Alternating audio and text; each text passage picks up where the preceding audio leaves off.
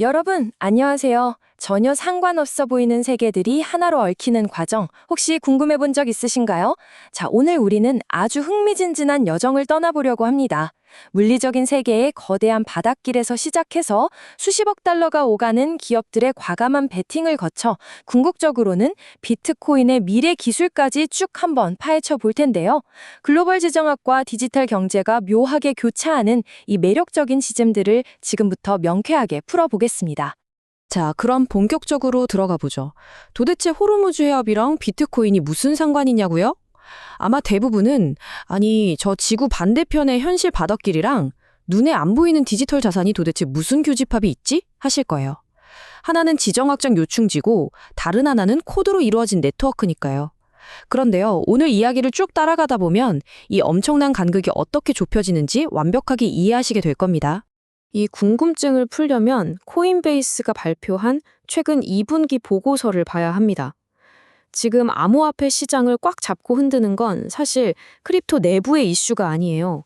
인플레이션 위험, 석유 공급 차질, 경제 성장 둔화 같은 아주 거대한 거시경제적 요인들이죠. 규제 관련 법안이나 새로운 암호화 기술 같은 산업 특유의 호재들조차도 현재로서는 이 거대한 경제 파도 앞에 완전히 묻혀버렸다는 뜻입니다. 한마디로 지금 시장에 운전되는 디지털 코드가 아니라 전통적인 거시경제가 쥐고 있는 겁니다. 방금 말씀드린 그 거대한 파도의 중심에 바로 호르무즈 해협이 있습니다. 여러분, 전 세계 원유 거래량의 무려 20%가 이 좁은 길목을 통과해요. 어마어마하죠. 최근에 이곳 긴장이 팽팽해지면서 유가가 배럴당 100달러까지 치솟았었잖아요. 그런데 정말 다행히도 미국 주도의 해군 호위 작전으로 물류가 다시 돌기 시작했어요. 유가가 안정되니까 동달아 이거 에너지 부족 때문에 인플레이션 또 터지는 거 아니야? 하던 극심한 공포가 싹 가라앉은 거죠. 시장 전체가 진짜 간절히 기다리던 이른바 인플레이션 공포의 리셋이 이루어진 겁니다. 여기서 진짜 중요한 포인트는 이겁니다. 이 거시경제의 안도감이 비트코인 시장에 즉각적으로 반영됐다는 사실이죠. 최근 비트코인이 단숨에 81,000달러 선까지 뚫고 올라갔었죠. 이게 그냥 중독 뉴스 듣고 일시적으로 반짝한 게 아닙니다. 인플레이션 걱정이 줄어들면서 금리 인상 압박도 낮아지고 그럼 시장에 다시 돈이 넉넉해 돌겠네? 하는 유동성에 대한 기대감이 폭발한 결과예요. 현실 세계의 물류가 뚫리니까 디지털 세계의 자금줄도 시원하게 뚫려버린 셈입니다. 자, 여기서 진짜 흥미로운 데이터가 하나 나옵니다. 시장을 바라보는 투자자들 간의 엄청난 시각 차이인데요. 이른바 돈의 흐름을 꿰뚫어보는 스마트머니, 즉 기관 투자자의 무려 75%가 지금의 비트코인이 상당히 저평가되어 있다고 보고 있어요. 반면에 일반 개인 투자자들은 61%에 그쳤죠. 그러니까 진짜 거대 자본을 굴리는 세력들은 일상적인 투자자들보다 지금의 이 가격대를 엄청난 박앤셀 기간, 아주 매력적인 기회로 판단하고 있다는 겁니다. 이거 정말 묵직한 인사이트죠.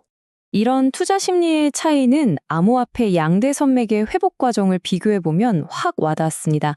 지난 2월 엄청난 폭락장 이후에 두 대장주가 완전히 다른 길을 걷고 있거든요.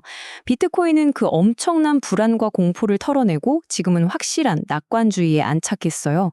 반면에 이더리움은 깊은 바닥이었던 항복 단계를 거쳐서 이제서야 조심스럽게 희망의 불씨를 살리고 있죠.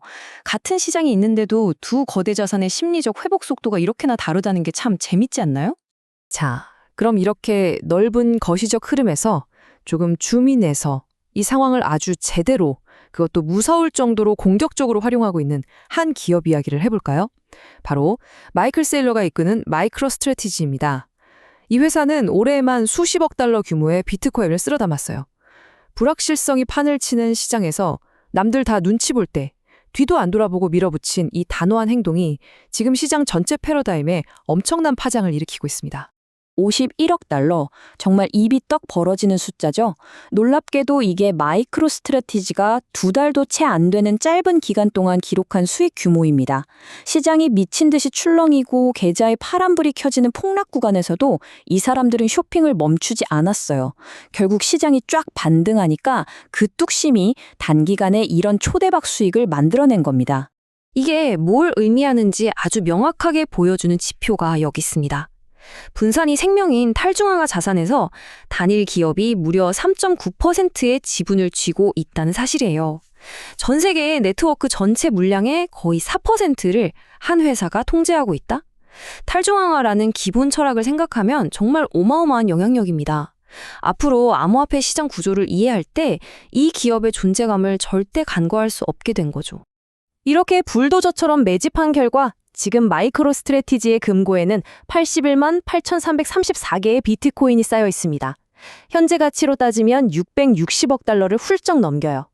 여기서 여러분이 꼭 짚고 넘어가셔야 할 건 이 거대한 부의 축적이 시장이 평화로울 때 이루어진 게 아니라는 겁니다. 올해 초 그 롤러코스터 같은 미친 변동성 속에서도 눈 하나 깜짝 하나고 이 막대한 물량을 싹 쓸어 담았다는 거죠.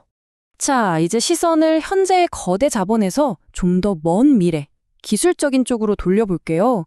비트코인 최고의 역사인데요. 2009년에는 그냥 집에 있는 평범한 CPU로도 캤거든요.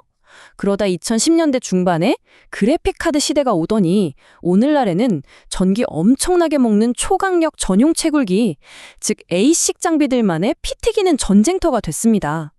그리고 이 치열한 기술 군비 경쟁의 끝에는 2028년으로 예정된 다음 반감기라는 가장 중요한 이벤트가 기다리고 있습니다. 혹시 반감기가 정확히 뭔지 헷갈리시는 분들을 위해 딱 정리해 드릴게요. 이건 비트코인 생태계에 아예 못 박혀 있는 절대 규칙입니다. 4년마다 정확히는 21만 개의 블록이 쌓일 때마다 채굴자들에게 떨어지는 코인 보상을 딱 절반으로 싹둑 자르어버리는 거예요. 비트코인은 세상에 딱 2,100만 개밖에 안 나오게 한정되어 있잖아요.